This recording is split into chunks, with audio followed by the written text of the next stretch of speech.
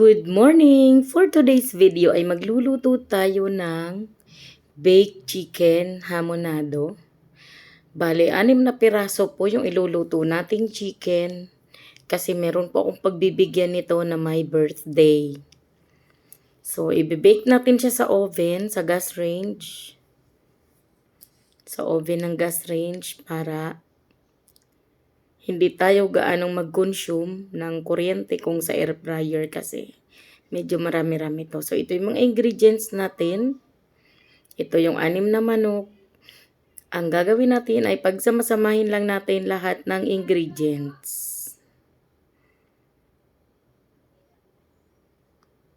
Meron tayong salt, pamintang durog, ay powder pala, tapos asukal. Medyo marami-raming asukal, pero nasa sayo na po kung gusto mong gayahin yun. Dahil 6 yung manok natin, maglalagay tayo ng pampalasa.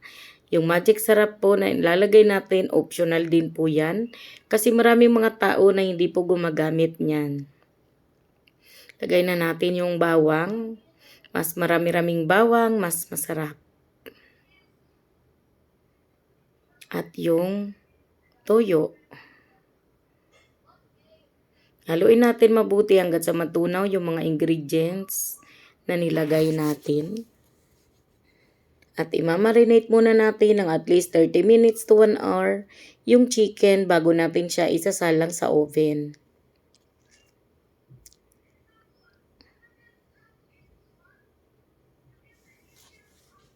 Ayan, haluin natin mabuti para naman matunaw yung mga asukal.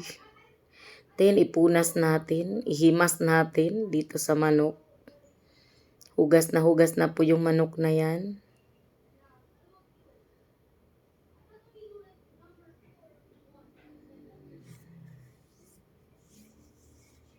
Yun, ganun lang. Lahat dapat ng mga side ng chicken malagyan natin. Then, yung natira, lalagyan natin ng pineapple juice.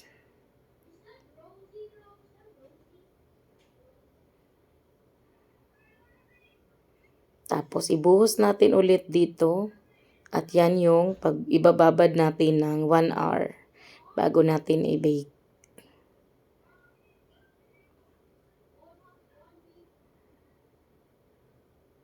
Naglagay pa ako ulit ng additional black pepper powder. At after 1 hour, pwede na natin isalang sa oven. I-ready lang natin. At tatalian ko nga pala yung manok kasi para hindi siya mag-open yung mga niya, mga paa niya at wings. Mas maganda para mamaya as in close na close yung mga legs niya pag na-bake siya. So yung baking time ko po nito sa 180 degrees Celsius, tama ba Celsius? Sa oven. Ang baking time ko po nito ay almost 2 hours. Kasi nung nag 1 hour siya, hindi ko pa nagustuhan yung niya, yung itsura niya. So yung mga sauce na natira, ginaganyan ko siya. Binabrush ko sa kanya para makintab.